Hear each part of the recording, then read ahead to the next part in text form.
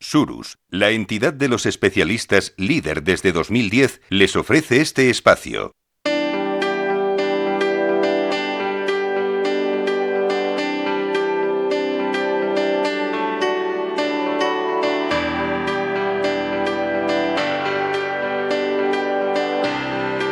Capital, la bolsa y la vida. Laura Blanco. El sector energético español, análisis. ¿Se han planteado ustedes en alguna ocasión que el sector energético español es un auténtico laberinto? Pues hoy vamos a explicar qué pasa, cuál es la regulación, cuál es la normativa, qué pasa con las compañías y con las empresas. Vamos a ofrecerles una auténtica radiografía con los mejores expertos y de la mano de Surus, radiografía del sector energético en España, la gestión de los activos complejos por parte del administrador concursal, la realidad operativa o la solución técnica, y vamos a para ello presentarles a los expertos que nos acompañan en este tiempo de análisis, un análisis de inteligencia de ese laberinto energético que vivimos en España. Es un placer saludar a don Víctor Illueca, es gerente del área de reestructuraciones e insolvencias en RSM. Víctor, gracias por acompañarnos. ¿Todo bien? Gracias a vosotros. Vamos a aprender mucho con usted, con Horst Holder, es el socio del área de reestructuraciones e insolvencias y M&A en RSM y director de la oficina de RSM en Valencia. Horst Holder, ¿qué tal está? Buenos días y muy bien, y un placer poder compartir aquí este tiempo en tu programa. Muchísimas gracias. Bueno, tenemos ganas de aprender también con Javier Ruiz, director general de negocio de Grandes Cuentas de Surus. Don Javier, ¿todo bien? Todo fenomenal, muchísimas gracias. Bienvenida Beatriz Alonso, la directora de sostenibilidad de Surus. ¿Qué tal, Beatriz? Muy bien, encantada de estar aquí. Saludo a Alicia Tabanera, abogada del Departamento de Insolvencias de Surus. Doña Alicia, ¿todo bien? Todo bien. Muchísimas gracias. Y Daniel Barriento, responsable del Departamento de Insolvencias también de Surus. Muchísimas gracias, don Daniel. ¿Qué tal está usted? Muy bien, Laura. Vamos a plantear una radiografía del sector energético en España. Planteamos, es un auténtico laberinto, la situación del sector energético en nuestro país, además de gran protagonista mundial y protagonismo para el mix energético que tanto necesitamos, ¿no? Y esa soberanía energética que necesitamos. Bien, pues en medio de todo esto, ¿cuál es el contexto actual? Porque hay una realidad. Están quebrando muchas empresas energéticas en España. ¿Quién pasa? ¿Quién recoge el primer guante? Pues mira, Laura, al respecto del sector energético español, actualmente yo creo que se vive la tormenta perfecta, ¿vale?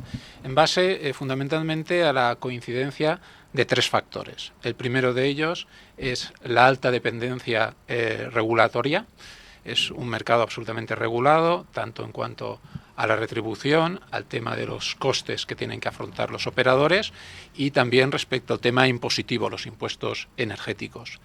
En segundo lugar, también la volatilidad extrema de los precios del gas y de la electricidad, sobre todo a raíz de la guerra de Ucrania en el año 2022 y que ahora encima se ve pues esto acrecentado con el conflicto de Oriente Medio.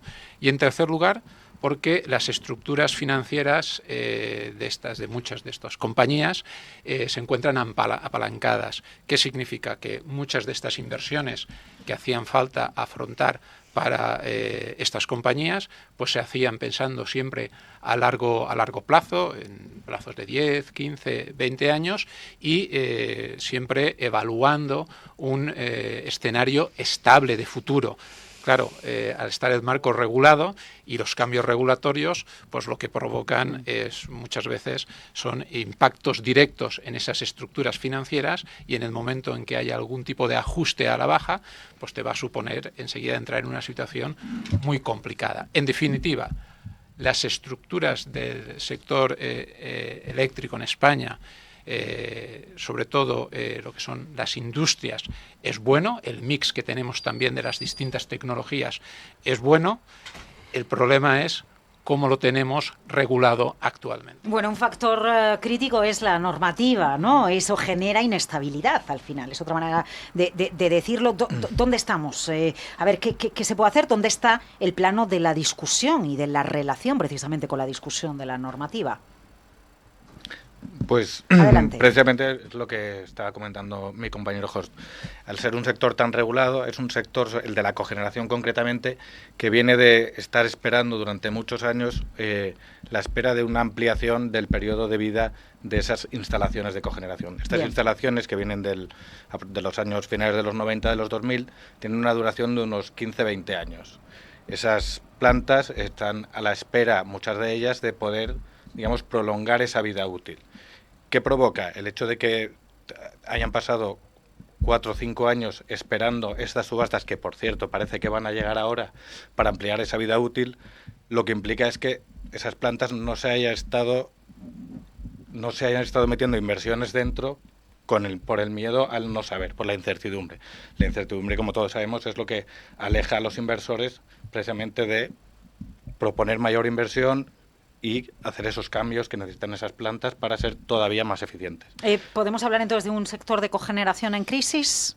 Sí, ¿no? Sí, Beatriz. Sí, o también otra cosa que les afecta es con todo este tema del paradigma de la descarbonización, ¿no? Se ven afectadas y muchas a lo mejor las quieren cerrar por esta situación, ¿no?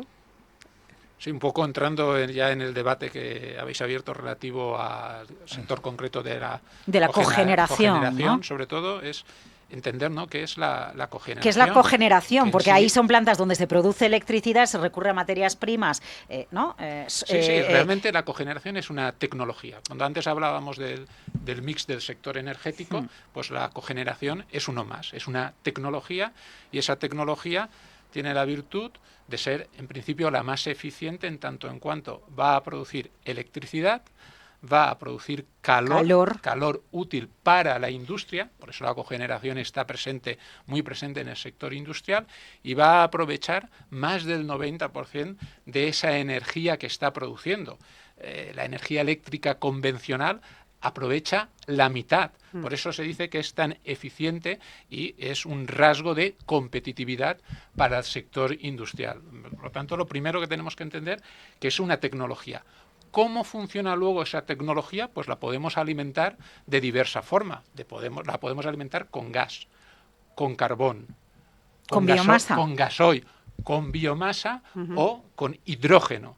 Entonces, el kit de la cuestión, cuando ahora se hablaba, ¿no?, del tema de la cogeneración, del tema del proceso de descarbonización, claro, la cogeneración como tecnología es muy óptima. La cuestión es cómo o qué combustible vamos a utilizar para que la cogeneración funcione.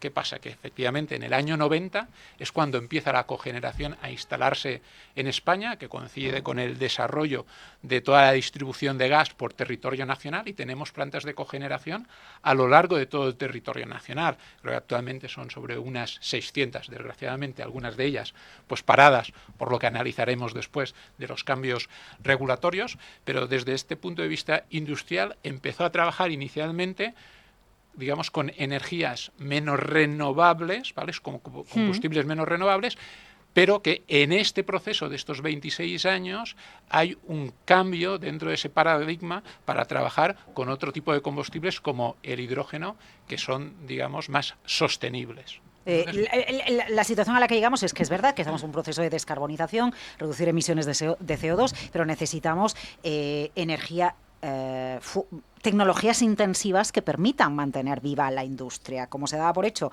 ¿no?, que una parte de la cogeneración no iba a seguir adelante, no se invirtió, y que llegamos a una situación en la que hay empresas, como decíamos al principio, en esa tormenta perfecta, que se están viendo abocadas a la desaparición o al concurso. ¿Dónde estamos?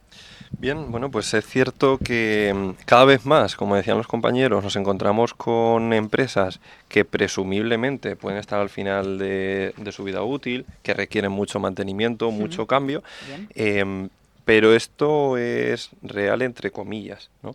Nosotros siempre encontramos una segunda vida, una posibilidad, bien para reempleo, bien para reutilización, bien para repuestos, o incluso para intentar seguir alargando en ese mismo sitio en función de la utilidad práctica que tiene en esa posición, en esa industria, alargar lo máximo posible la vida útil de esa cogeneración. En este caso estamos hablando de este tipo de tecnología, ¿no? Beatriz, Alicia, Daniel. Yo comentar también el tema regulatorio, que es la ley 7 del 2022 de gestión de residuos y suelos contaminados también les ha afectado bastante, ¿no? Porque ahí les están obligando a hacer unas operaciones que antes no hacían. Y ahora si están en un problema de liquidación, pues van a tener muchos más gastos, porque ahora los residuos tienes unos impuestos para eliminar a vertedero, tienes que hacer una recogida de los residuos adecuada, acopiarlos según sea su identificación, no pasarte del tiempo de almacenamiento. Y esto, bueno, pues les ha afectado. Y otra cosa es, como estábamos comentando antes, que hay instalaciones energéticas que son un grupo de industrias, ¿no? o de empresas energéticas que forman un grupo, y ese grupo es el que entra en liquidación. Y esto tiene un problema al final de que tienes que tener mucha agilidad operativa y financiera para poderlo gestionar. Porque una puede arrastrar a otra, ¿no? Efectivamente. ¿Qué tipo de empresas están sufriendo más? ¿Grandes grupos o pymes industriales? ¿Qué os estáis encontrando más? Pues mira, puedes encontrarte todo tipo. Dependiendo del escenario, la cuestión puede ser más compleja o menos compleja. Ten en cuenta que, como apuntábamos antes, por ejemplo, la cogeneración pues está muy vinculada al sector industrial, por donde puedes encontrarte plantas de cogeneración que están construidas y están prestando servicio a esa industria específica y particular. En el sector cerámico en Castellón, pues muchas industrias tienen su propia planta de cogeneración. En el sector de fabricación de ladrillos, lo mismo. En el sector alimentario, pues. Y son plantas que están dentro de un grupo industrial, y si ese grupo industrial se ve abocado a una situación de insolvencia, digamos, es mucho más controlable esa planta de cogeneración, ese cierre, ese desmantelamiento, que si te encuentras un grupo empresarial fundamentalmente centrado en la producción de energía, donde puede tener 15, 16, 20 plantas de cogeneración, que a su vez tiene también transporte, que a su vez tiene también industrias vinculadas, propias o de terceros, donde ahí sí que efectivamente por el tamaño ya estás hablando de un entorno mucho más complejo, mucho más heterogéneo y mucho más complicado de afrontar. En un primer escenario es algo más, digamos, anecdótico, mientras que en el otro supuesto la situación es muchísimo más complicada, sobre todo por temas de regulatorios, etcétera. Es decir, que te puedes encontrar cualquiera de los dos escenarios. Es verdad que en el primero viene arrastrado, si te encuentras una situación de insolvencia en esa tipología de grupos industriales, por el fallo en el propio grupo empresarial, en el funcionamiento, ¿vale? Mientras que en el segundo suele ser algo más estructural, ¿vale? No tan centrado en el desarrollo de la actividad propia. Entonces lo que ha fallado ha sido tanto la regulación como el propio modelo de negocio, ¿no? A ver, fundamentalmente cuando es un grupo que trabaja solo en el sector energético y lo que pueda ser complementario, pero que su actividad es la producción de energía, en este caso utilizando la tecnología de la cogeneración, el problema es absolutamente regulatorio, lo que estábamos explicando antes. Sí. Es una tecnología que se implementa en los años 90 y que hasta los años 2000 funciona muy bien. A partir de los años 2000 es cuando se introducen ya energías renovables, el ciclo combinado, y a partir de ese momento se deja de apostar por la cogeneración y se apuesta más por este tipo de energías alternativas. Claro, a partir de ahí hay se cambia todo el tema regulatorio de las ayudas que recibían la cogeneración, concretamente en el año 2013-2014, con efectos además retroactivos. Eso supuso que 200 plantas de las 600 pararan. Antes lo explicaba, el 15% de la producción de energía de España la producía la cogeneración. Actualmente es el 6% del mix, con lo cual, evidentemente, se observa que es una tecnología por la cual no se está apostando. Claro, a mí lo que me planteo es hasta qué punto hubo empresas que se anticiparon a todos los cambios que se estaban produciendo y empezaron a buscar la venta de activos que se podían aprovechar o no, o se alargó en el tiempo hasta el máximo en función de la normativa que ha ido pasando en estos años, antes de que nos metamos en la realidad. Bueno, pues que hay empresas que están en una situación delicada y lo que tenemos que hacer es reaprovechar todos los activos en la medida de lo posible. Pues mira, en el marco regulatorio pues siempre hay un diálogo entre todas estas compañías que tienen cogeneración y el gobierno, pues intentando hacerle convencer al gobierno de turno, a la administración de turno, de las bondades de la cogeneración. Y de hecho en el año 2020 sufrimos la crisis del COVID y la cogeneración fue fundamental. Nos dimos cuenta de que era una tecnología absolutamente esencial y que permitió en esos momentos pues poder tener ese suministro de energía que era absolutamente necesario. De hecho, desde el 2018 al 2022 hubo una prórroga de la vida útil de las plantas de cogeneración, pero justamente en el año 2022, pues esperándose a la subasta de la energía de cogeneración para ampliar esa vida útil y por tanto que los inversores buscaran un marco regulado adecuado para afrontar esas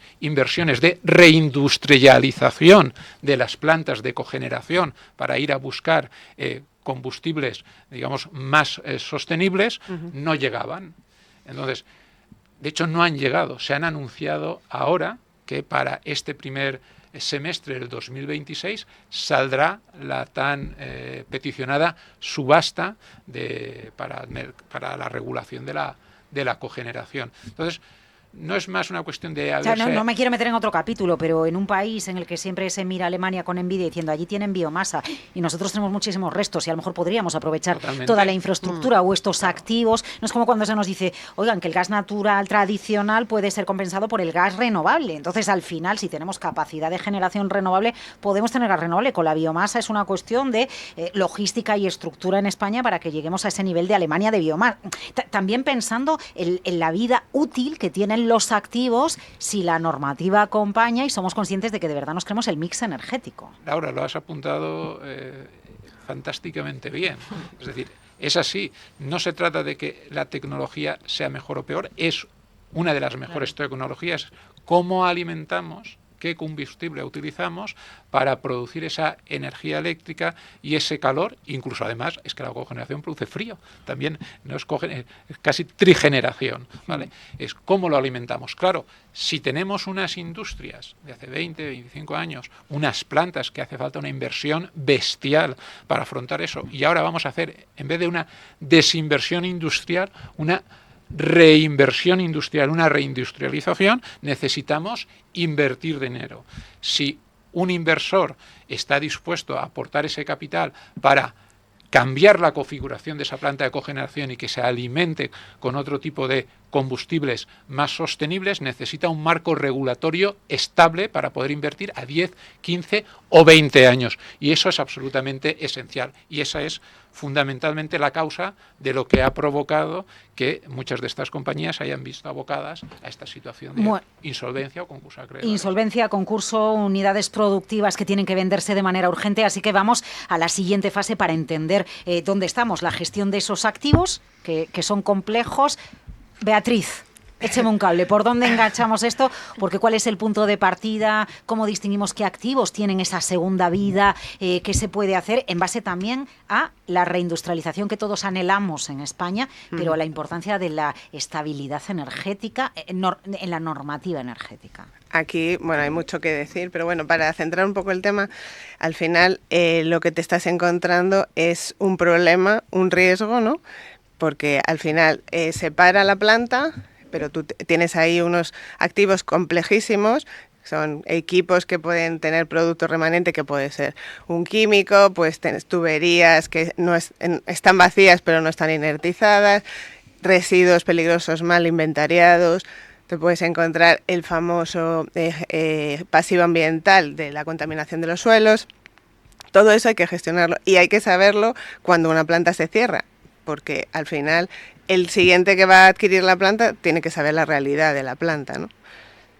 Entonces, pues ahí tenemos mucho que hablar. Y una de las primeras cosas que se va a mencionar bastante es la auditoría de recursos y activos que hay en eso. Eso es una radiografía de lo que hay ahí. Javier. Podríamos hablar incluso que se genera una deuda medioambiental, una deuda económica, y en función de ello tenemos que proceder de la mejor manera, generando un ciclo de economía circular donde podamos intentar utilizar esta tecnología para que no acabe, vamos a decir, en el vertedero, ¿no? O sea, este tipo de tecnologías tienen mucha utilidad, se hablaban de distintos sectores, en concreto en Valencia, pues el de la cerámica es uno de los más potentes, ¿no? Y hay muchas posibilidades, ¿no? Tenemos que intentar atacar esta deuda, como nosotros comentamos, que se puede generar desde el punto de vista económico, social, medioambiental. Pero Víctor. cuando os llega... Sí, disculpe. Era una pregunta, usted. ¿no? Era que cuando os llega a vosotros, ¿cómo lo afrontáis? O sea, ¿cómo os llega una empresa en concurso con toda esta problemática que dicen ellos? ¿Vosotros cómo...? No, porque se refiere usted a la parte de la auditoría, detectar qué hay, qué no hay, eso qué es. vale, qué no vale, qué Eso compensa es. todo, ¿no? Eso es. Y los Sobre riesgos todo- ocultos que pueden aparecer. Claro, sobre todo cuando llegas como administración concursal y te encuentras, no aceptas el cargo en el juzgado y El reto. Exacto, y te encuentras una estructura compleja como esta, como puede ser un productor de energía de cualquier compañía del sector energético, pero estamos hablando de la cogeneración, múltiples compañías que pueden tener no solo inversiones en España, plantas en España, sino en Francia, en Chile, en otros países, y tú estás acostumbrado más a gestionar balances, muchas veces, que aquí hay que gestionarlos también, pero claro, no estructuras, digamos, complejas de esta naturaleza. Entonces, claro, puedes encontrarte un escenario en el que las compañías estén en funcionamiento, que tienen todos sus equipos, desde los equipos técnicos, los ingenieros, la gente de mantenimiento, tal, la gente de la parte administrativa financiera a los efectos de la compra del gas, a qué precio compramos, cómo estamos vendiendo, etcétera, con lo cual es más fácil el poder afrontar ese reto acompañado, ¿no? con la gente, con los expertos de la compañía, pero también cuando alguien está en concurso de acreedores, como antes decía, no está en el 1-2-3, está en una situación pues de insolvencia, de tensiones de tesorería, con mucha problemática. Te puedes encontrar compañías donde tienes que iniciar expedientes de regulación de empleo, tienes que extinguir contratos de trabajo, tienes que a lo mejor tomar decisiones como parar una planta, con lo cual volvemos al regulatorio, porque parar una planta no es como cesar la actividad de transporte, que dices a los camiones, ustedes no salgan. No, Claro. es un sector estratégico también para el Estado, tienes que estar en continua comunicación con el MITECO, con el Ministerio de Transición Ecológica y tal, con lo cual no es una situación sencilla y necesitas o bien el apoyo de los técnicos de la propia compañía o si no buscar el apoyo en terceros especialistas en todas estas materias que pues, a Beatriz antes estaba, por ejemplo, exponiendo, de sostenibilidad, de residuos. Claro, es que al final añadimos ingredientes que son críticos, que se añaden a cualquier situación concursal de otro sector, donde Claro. sí sabemos que hay unos trabajadores, que hay unas instalaciones, pero aquí estamos hablando de unas instalaciones que efectivamente, como nos decía Beatriz, pueden haber dejado una huella, ¿no? Entonces yo me planteo, y luego, entonces, ¿a quién pasa la responsabilidad si sucediese algo en el futuro? Eso el administrador concursal lo tiene que asumir. Ustedes, ¿cómo se gestiona toda esta situación? Porque puede desencadenarse, bueno, pues un problema, lo digo en positivo, un reto 5 años después, ¿no? Entonces todo esto hay que tenerlo en cuenta. No, y eso es fundamental. Si ya en una circunstancia de insolvencia normal, pues como administración concursal tienes una serie de deberes y obligaciones, pues se incrementan cuando hay una compañía de estas características o que reúne de esta tipología, donde evidentemente tienes que tener en cuenta otra parte del ordenamiento jurídico, como todo el tema de contaminación, tal, pero ya no solo eso, luego los derechos de emisión también de CO2 que regulatoriamente, pues decíamos, ¿no? A principio principio de la cogeneración para este tipo de compañías eran ingresos, porque habitualmente los gestionabas y te los pagaban, pero dado los cambios regulatorios, es contribución al sistema. También se generan ahí una serie de obligaciones de entrega de derechos que no puedes desde el punto de vista económico, por tanto, que te salen, tienes que compensar económicamente, y se generan ahí una serie de deudas que tienes que gestionar muy bien como administrador concursal para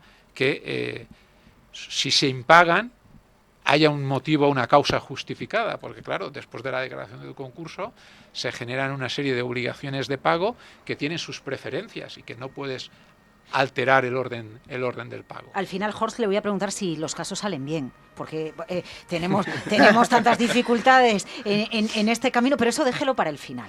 Déjelo para el final. A ver, Víctor, ¿qué puede añadir a la charla que estamos manteniendo? Díganos. Pues al hilo de lo que estábamos comentando, a ver, en el estadio inicial del concurso lo que intentas es, si la compañía en sí misma no es viable como tal, quizá el negocio sí lo sea. Entonces, en este tipo de supuestos lo que intentas es lo que se llama hacer una venta de unidad productiva, bien, que es decir, es vender el negocio. Y en ese periodo, precisamente en el concurso en el que estamos ahora mismo, estamos en ese periodo que lo tienes que hacer en un estadio muy inicial, porque las compañías después del concurso se deterioran con mucha facilidad, consumen mucho crédito contra la masa, que se llama, que esos créditos que se generan tras el concurso, y entonces tienes esa... cuando una compra de estas empresas suele tardar fuera del concurso meses o años, en un periodo aquí de 3 meses, 4, tienes que estar intentando enajenar, tratar con muchas compañías del sector e intentar sacar el máximo precio posible, porque al final el concurso de acreedores de lo que se trata es de pagar lo máximo a los acreedores de esa empresa que no va. Además, si lo vendes en unidad productiva, digamos que te quitas muchos problemas, ¿no? Porque luego la desimplantación, los problemas que comentaban ellos antes, aumentan, ¿no? Cuando tienes que hacer una desimplantación es cuando ya los residuos y la gestión de todos los activos es mucho más complicado. La unidad productiva es ideal porque continúa un poco la actividad Claro, estás planteando los dos escenarios, que uno es el mantener el negocio, por tanto la continuidad, que es el idóneo, porque puedes mantener los puestos de trabajo, o gran parte de ellos, puedes transmitir esa actividad empresarial de manera directa, con lo cual toda esa inversión que ha habido no se pierde, y como muy bien apuntabas, hay una serie de ventajas de no llevarte la mochila de las deudas. Y el otro escenario es la desimplantación, que ya es un pero ¿y cómo se consigue mucho más complejo. Pero ¿y cómo se consigue vender una unidad productiva de algo que ha quebrado porque no funciona? Y que hay una inseguridad jurídica absoluta. Claro, que ese problema no ha desaparecido. Mira, lo apuntáis también muy bien. Esa es la pregunta. ¿Quién se mete en algo que no funciona? Claro, ¿no? Efectivamente, es decir... Bueno, lo que pasa es que no sé, pero a lo mejor funciona si se hace la inversión adecuada, un grupo que tenga el suficiente músculo financiero y sigue necesitando la cogeneración a costa de asumir el riesgo normativo. El problema que tienes en un escenario de una compañía normal, pues el gestor puede haber fallado. Eso es. Y luego otro inversor pues puede considerar que tiene sinergias con sus estructuras, tal, y lo puede optimizar, ¿vale? Claro, el problema que tenemos aquí, y lo apuntábamos al principio, es que es un mercado regulado. Un mercado regulado te puede dar estabilidad, si está bien planteado, ¿verdad? Un mercado regulado te regula los costes, te regula los ingresos, te regula los impuestos. Si está bien planteado, jolín, es un escenario fantástico, porque tú controlas, o ya te han marcado las reglas del juego, cuánto vas a cobrar, qué costes vas a tener, qué impuestos vas a pagar, pues hacer un plan de negocio muy acertado, si te sale y tomar una decisión de inversión, que además, si buscas financiación fuera de tu organización, entidades financieras, el plantear un plan de negocio, donde además estás diciendo los ingresos, es que no me los estoy inventando, es que me los marca el legislador, yo tengo y sé cuánto voy a cobrar por esta energía que vaya a producir, es fantástico, y los costes. Claro, el problema es cuando no hay una visibilidad de ese marco regulatorio, en el sentido de que hay cambios constantes. Entonces las reglas del juego cambian, y eso genera una inseguridad jurídica para todos los operadores, desde los financieros, desde los inversores industriales que van a entrar a comprar esa unidad productiva. De hecho, como estábamos comentando, las subastas para el tema de la cogeneración está prevista con el marco regulatorio que salga durante el primer semestre y tenemos que vender unas unidades productivas, son 16 plantas. Entonces, claro, el inversor tiene que fiarse de que efectivamente el gobierno lance esa subasta, que puede pasar o no. Entonces, claro, dices, voy a afrontar un proceso donde voy a tener en cuenta toda una serie de variables que no controlo y además tengo que hacer una inversión. Y si a esto le añadimos otras trabas, por ejemplo, lo que hablábamos, los derechos de emisión de CO2, que debes compensar, y surge una cuestión al respecto, es la venta de unidad productiva la adquiero libre de cargas, pero en el regulatorio no queda claro si los derechos de emisión pendientes de pago por la compañía concursada van junto a la instalación y por consiguiente el adquirente tiene que hacer frente a los mismos. Todo eso desincentiva. Entonces encuentras un conflicto entre los propios juzgados de lo mercantil, donde tú puedes informar que queden exonerados de ese pasivo, que el juez lo acuerde, pero luego la administración te diga que no está de acuerdo y inicie un proceso contencioso administrativo. Entonces, es un escenario complejo. La mirada de Beatriz lo dice todo ante la explicación que nos acaba de dar Jorge. Sí, claro. realmente nosotros entramos en esa segunda forma, ¿no? Cuando ya no se consigue vender la unidad productiva, pues hay que coger y vender la instalación por partes, ¿no? Que es lo que nosotros trabajamos, el modelo de desimplantación circular. Y ahí lo más importante, como decía antes, es la auditoría de recursos y residuos, ¿no? Buscar ese valor, porque muchas veces cuando algo se cierra, algo se para, se piensa que ya es un residuo y nosotros abogamos porque no, porque eso se le dé una vuelta y se pueda sacar, vender activos reutilizables y eso representar un valor económico para ayudar, ¿no? a este concurso de acreedores, porque el problema aquí es que no tienes ingresos, ¿no? Y entonces si tienes tienes muchos gastos, no tienes ingresos y esto puede constituir un ingreso muy importante. Aquí estamos hablando precisamente de capacidad de actuación, pero es importante, el tiempo. El tiempo que pasa entre que se toma la decisión de paralizar la planta y actuar con la misma. Posiblemente habrá casos en los que se pueda dar, habrá casos en los que no. Esa planta incluso llegue a detener su mantenimiento y eso deprecia y devalúa la instalación de una manera brutal. Entonces, cuanto menos tiempo pase desde esa parada o desde esa, vamos a decir, finalización de trabajo de este tipo de tecnología y su enajenación o su recolocación en otro punto, mejor, obviamente, a la depreciación e incluso a la venta. Porque luego la empresa que quiera comprar esta instalación, pues desde el punto de vista de requerir unas revisiones mayores, unos estados de mantenimiento, etcétera, etcétera, los verá con unos ojos mejores si ha pasado un mes que si no han pasado 6, desde luego. Y además, ese tipo de desimplantaciones no suelen ser sencillas, porque suelen ser bastante complejas, porque estamos hablando, ¿no?, de turbinas, de estructuras muy grandes, claro. A nosotros, yo me acuerdo, y hace muchos años, concretamente con una planta de cogeneración, que era de un grupo industrial que había entrado en concurso de acreedores y tal, y finalmente tuvimos que enajenarla. Claro, tal cual como planta, es complicado llevar a cabo una desinstalación de la misma para transportarla a otra ubicación y volver a implementarla. No encontramos a nadie que estuviera dispuesto... Es que logísticamente es un reto también, ¿no? Pero sobre todo, los posibles interesados con los que hablabas eran que no se veían con la capacidad de desinstalarla, trasladarla y volverla a montar para que funcionase. Bueno, pues yo aquí voy a dar un poco de esperanza al asunto porque se puede, o sea, sí que se puede. De hecho, nosotros lo hemos hecho por 2 vías. La primera, mediante contratación específica de personal con mucho conocimiento, con alto conocimiento en este tipo de tecnología, o bien mediante, en este caso, la venta al cliente, que puede ser la otra opción, donde esta empresa que adquiere el bien trae su propio tecnólogo y decide posteriormente volver a instalarlo en sus instalaciones con ese mismo tecnólogo que ha hecho el desmontaje previamente, ¿no? Esto incluye efectivamente no solo el desmontaje, sino una puesta en conservación, un packaging, un transporte, etcétera, etcétera. O sea, aquí entramos ¿Suele ser en el extranjero? O porque, digo, si pones el problema en otro sitio donde sigue siendo problema regulatorio al final... Bueno, pues nosotros hemos hecho ventas de este tipo de tecnología. La mayoría de ellas sí que las hemos colocado fuera de España.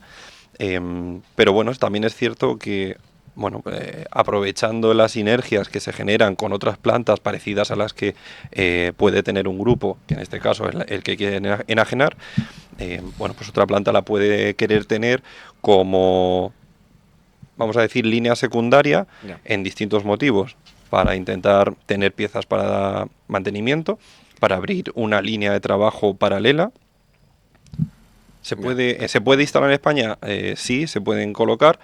Lo habitual que nosotros nos hemos encontrado, nuestra experiencia es que acaban fuera de España. ¿Hay certificados aquí? Porque es otra manera, ¿no?, de certificar todos los procesos. A ver, ¿O no? Sí que normalmente sueles pedir certificados a la empresa, al tecnólogo que te ejecuta ese desmantelamiento. Al final tú estás comprando un bien que requiere una inversión, en muchos casos relativamente potente, y que cuando tú compras algo, pues obviamente pasando un screening previo a todos los niveles, porque estamos hablando de generar energía, incluso a nivel de compliance, ¿vale? Cuando ya hemos pasado todos los niveles y entonces se ejecuta la venta, desde luego, más que certificados, se firman contratos muy regulados, donde se registra, pues bueno, la realidad del funcionamiento de esa máquina, incluso, bueno, pues los desperfectos que pudiera llegar a tener. Me gustaría que pusiera más ejemplos en los que se consigue la venta de activos útiles. Sí que le quería plantear a Beatriz, ya que ella ha insistido mucho en la importancia de el inventario, por llamarlo de alguna manera, que se realiza, ¿no?, de activos recuperables. ¿Quedan muchos activos en estado, o lo que ha pasado en los últimos años en España, ¿no?, en este contexto, que se podían haber recuperado y hay que hacer un trabajo exhaustivo y un mayor esfuerzo precisamente para que se pueda recuperar lo máximo posible? Por supuesto, hay que plantear un protocolo, ¿no?, un modelo a seguir cuando te encuentras en una situación de estas, ¿no? Nosotros hablaba antes que tenemos el modelo de desimplantación circular y lo primero es que hacemos es nos sentamos en la mesa con el promotor, ¿no?, porque nosotros trabajamos administrados concursal, pero tenemos más experiencia en lo que es una planta industrial que tiene su propietario y quiere cerrarla, ¿no? Por ejemplo, refinerías, está pasando mucho por el mismo tema, ¿no?, de la descarbonización. Entonces, nos sentamos con él y vemos a ver qué alternativas plantea de futuro de esa instalación, y dependiendo de eso pues podemos ver un desmantelamiento más sencillo o más complejo dependiendo de lo que va a hacer a futuro, porque muchas veces dicen, bueno, pues tiro todo abajo y a lo mejor no tenías que quitar la solera de la instalación porque vas a hacer una solera igual. Esas cosas son importantes porque al final estás reutilizando, ¿no? Y en ese momento pues se sabe lo que se va a hacer y se cuenta con la auditoría el inventario, que te permite valorar un poco el retorno que vas a tener, ¿no? Y luego lo que hacemos es, nos ofrecemos también para hacer los pliegos para el contratista principal, porque el promotor necesita contratar a alguien que le desmonte, eso que estábamos que es muy complejo de desmontar, porque son instalaciones con turbinas, tuberías, bombas, instrumentos muy complejas. Tiene que funcionar exactamente igual, perfecto, ¿no? ¿No? Entonces, pues al final nosotros planteamos es hacer esos pliegos para que puedan contratar el contratista importante, o sea, principal, porque no es lo mismo demoler que desmontar, ¿no? Nosotros sí que tenemos experiencia en esos pliegos y luego hacemos la valorización al final. Cuando ya se sabe lo que se va a reutilizar, pues se pone a la venta, lo que es residuo se gestiona correctamente. Y de esta forma, bueno, pues se consigue hacer una desimplantación circular, ¿no?, que está apoyada por la economía circular, que es, yo creo, aquí el objetivo, ¿no? Sí. Perdón, yo por Y luego andar, Alicia. por ahondar un poquito en lo que estaba comentando Beatriz, en el modelo de implantación circular, al final aquí lo que tenemos que intentar huir es de un modelo tradicional donde o me vale o no me vale y descarto. O sea, eso tenemos que intentar huir de ello porque hay opciones circulares de reempleo real. Nosotros en ese sentido, un poco como comentaba Beatriz, tenemos un modelo de implantación circular basado en 5 partes. La primera, os ha explicado muy bien Beatriz. La primera es donde hacemos ese análisis de alternativas, ¿no? ¿Qué tengo y qué voy a hacer con lo que tengo, ¿no? Tomar decisiones. La segunda, en la segunda participamos muy activamente porque al final, cuando tienes que llevar a cabo ese desmantelamiento, pues tienes que hacer una serie de acciones, ¿no? Partiendo, por ejemplo, del permitting con la administración, ¿no? Vosotros también, pues en ese sentido, estaréis también acostumbrados a ello. Elaboramos los proyectos, obviamente con todos los anexos, etcétera, etcétera. Con esto preparamos pues las RFQs, ¿no? Al final el proyecto de licitación, y seleccionamos a las empresas en 3 aspectos. Siempre evaluamos 3, obviamente separamos la parte económica de la parte técnica y se evalúa el aspecto operativo, el cómo, donde para hacerlo de forma circular nosotros tenemos la experiencia y decimos cómo se tiene que hacer. Operativamente hablando, a nivel medioambiental, por supuesto, como comentaba mi compañera Beatriz, y a nivel de prevención de riesgos laborales, que cuidado con esto, que se habla poco, pero es fundamental, y más en este tipo de instalaciones. O sea, podemos montar un problema rápidamente, ¿no? Luego tenemos la fase 3, una vez que ya hemos seleccionado la empresa que va a ejecutar el trabajo, tenemos la fase 3, que es hacer el trabajo in situ, ¿no? Pues todo esto que comentábamos, el desmantelamiento, el packaging, la puesta en conservación, incluso pues ya tendríamos de antes esa relación de inventario que muchas veces acompaña a la instalación y que le da más potencia todavía, porque no es lo mismo vender, hablábamos de cogeneración, pero esto se puede extrapolar al sector eólico, a cualquier sector, ¿no? No es lo mismo vender una cogeneración conforme está que una cogeneración con sus repuestos, ¿no? Eso también pues da mucho más valor. Entonces ahí acompañamos también, por supuesto, a pie de obra, a nivel de ingeniería, a nivel de prevención de riesgos laborales y a nivel medioambiental. Siguiente fase, que sería la 4 ya, fundamentalmente haríamos la gestión del pasivo ambiental. Nos podríamos encargar, obviamente, de hacer una revisión del suelo, bueno, si ha habido vertidos y demás, y la gestión de esas tierras, que es complicada y muy, muy cara. Y definitivamente pues acabamos siempre con un informe que entregamos, un informe de compromiso. Al final para nosotros es fundamental medir nuestra sostenibilidad y la sostenibilidad para con el proyecto, y en este informe de compromiso pues se miden todas las métricas que afectan positivamente, en este caso, al impacto del proyecto. Alicia.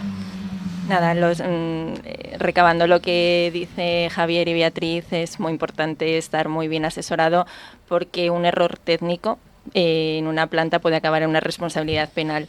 A mí me gustaría hacer la pregunta de qué línea fina hay entre la responsabilidad de la empresa y la de un administrador concursal cuando se enfrenta a estos proyectos.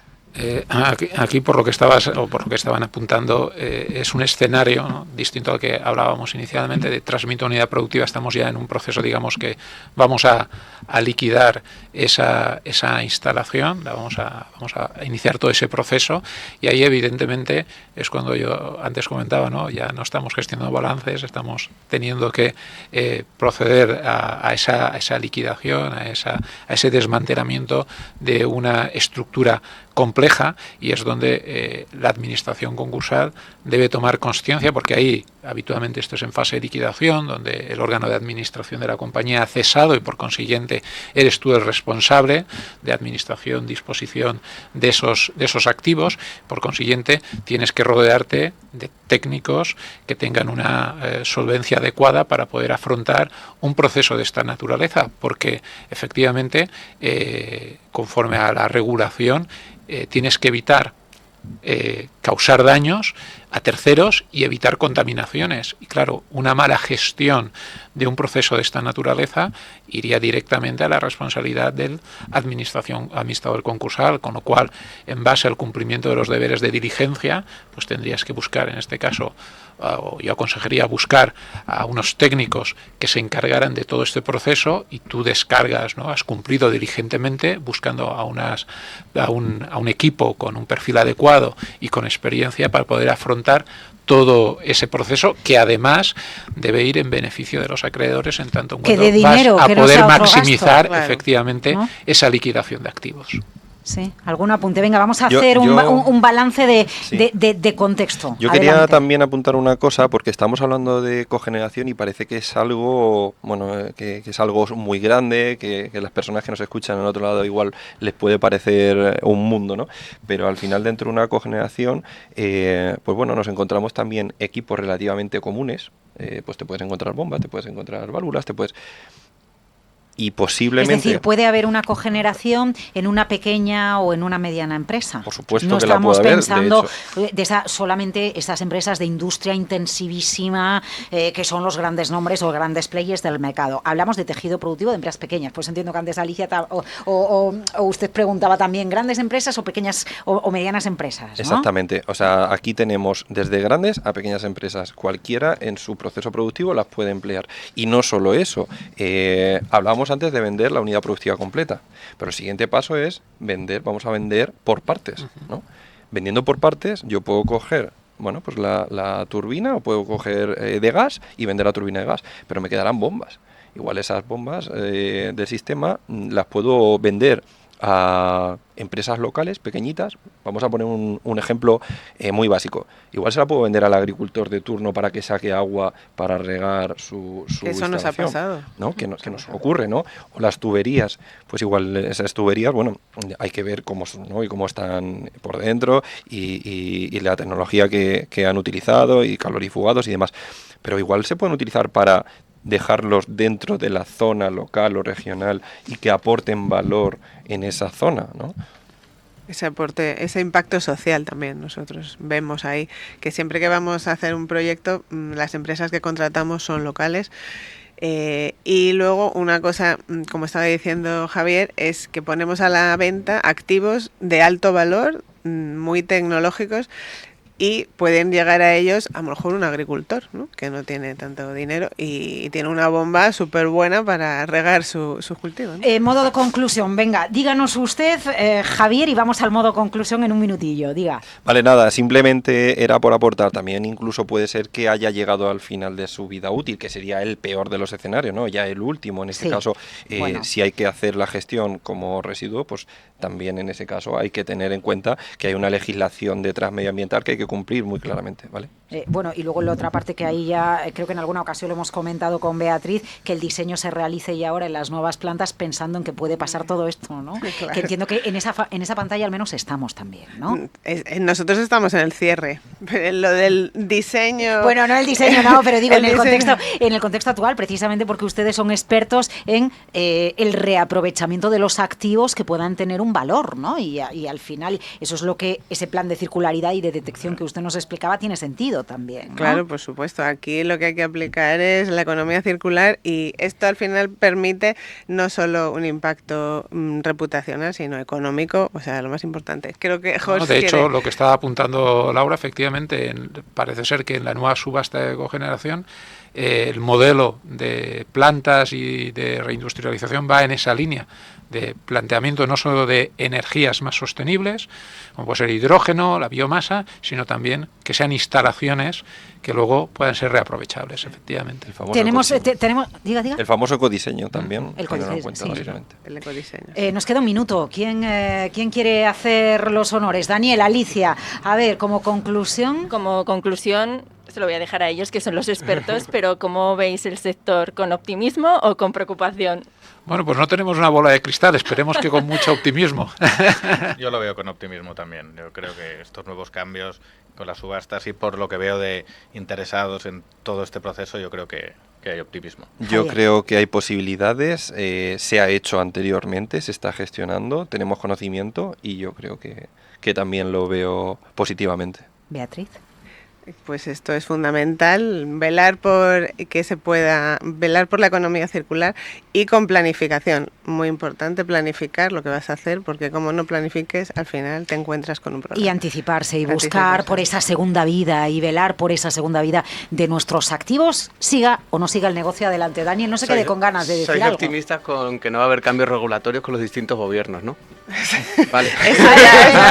Víctor y Yueka Holder, ambos de RSM, Javier Ruiz, Beatriz Alonso, Alicia Tabaner y Daniel Barrientos de Surus. Qué interesante, qué análisis, qué radiografía de la situación del mercado energético en España, de la cogeneración, de la importancia de la normativa, para que entendamos por qué hablamos tanto de la normativa. Miramos a Bruselas, miramos a los gobiernos, ¿no? Y la importancia para cada uno de los negocios y el reaprovechamiento de activos. Cuando quieran. Muchas gracias. Gracias.